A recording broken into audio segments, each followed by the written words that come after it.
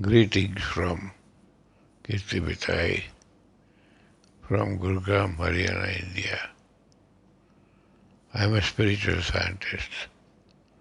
I can help you with increasing your consciousness level from the lower center to the higher center so that you can maximize happiness in your life and minimize pain in your life. Ordinarily, every human being remains conscious at the fourth center, which is also known as the heart center.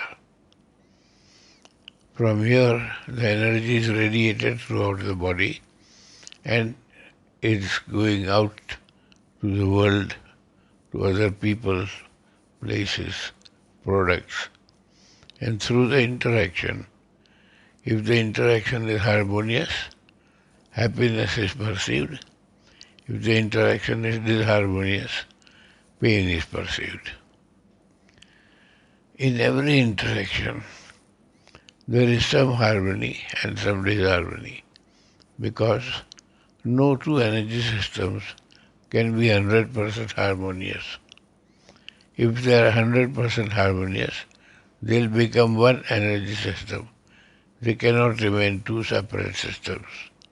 So, when interaction takes place, it's a foregone conclusion that there is some disharmony between the two interacting energies, and to the extent of disharmony, some pain will result sooner or later. So, another fact of life is that if all the cells in your body are comfortable, happy, and harmonious, but only one cell of your little finger is painful, your attention will be on that painful cell. Thus, everyone feels pain in their life is more prominent than the pleasure they are receiving. The purpose of life was not to experience pain, but to experience happiness. That can be done through internal spiritual meditation by increasing the level of consciousness from the fourth center to the higher centers. I will teach you today how to do that. When you want to sit for meditation, you should wear light-colored, loose clothes. Ideally, meditation should be practiced between 3 a.m. and 6 a.m. so that the rest of the world, most of the people are asleep and therefore there is no pollution of mind. When there is no pollution of mind, you can practice meditation comfortably, peacefully, and without much resistance. We have to try to minimize the resistance in the flow of our energy while we are at the fourth center as well as when we are trying to raise our level of consciousness.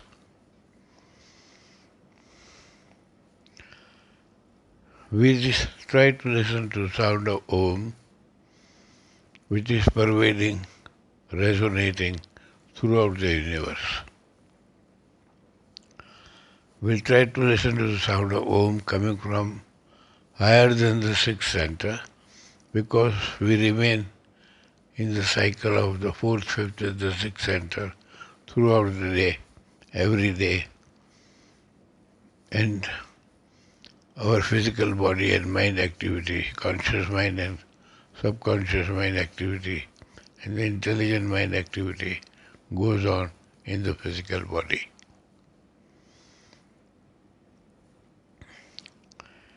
When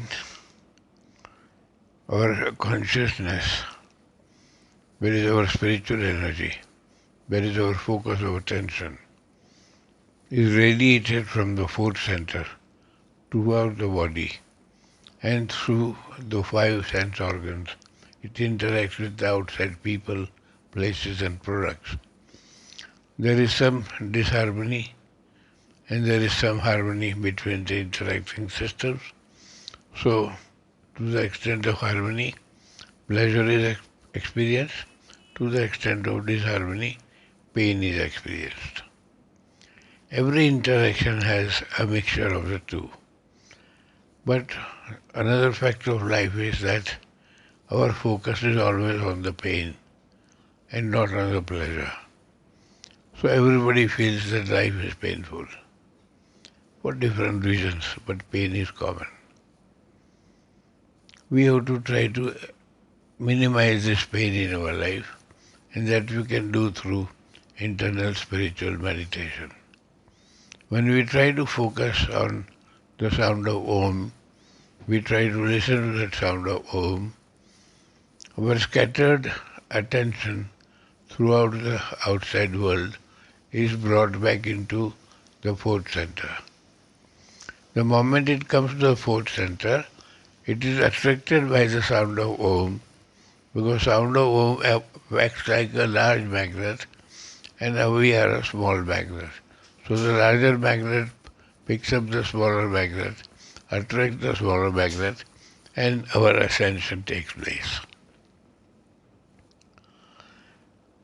We merely have to try to listen to the sound of Om. Whether we actually listen or not is not important, because we are doing practice of meditation not for listening to the sound of Om, but we are trying to listen to the sound of Om so that our ascension takes place. So long as the ascension takes place, it's not important whether we hear actually the sound of Om. Sound of Om again is not exactly as we speak Om. When we hear the sound of bell, and when we try to articulate the sound of bell in human language, we would say tan tan or ding dong, but what we actually hear in the sound of bell is neither tan tan nor ding dong. So as there is a difference between the tan tan and ding dong and the sound of bell, that much is the difference between the sound of Om as we articulate in human language and the sound of Om as is actually resonating throughout the universe. As you practice this meditation, your mind is going to create obstacles, your conscious mind and your subconscious mind, and even your superconscious mind, that's your intelligent mind, your logical mind, your rational mind. Because so far they had an access to unlimited amount of energy from your soul, and they could do whatever they like with the energy through the medium of the body.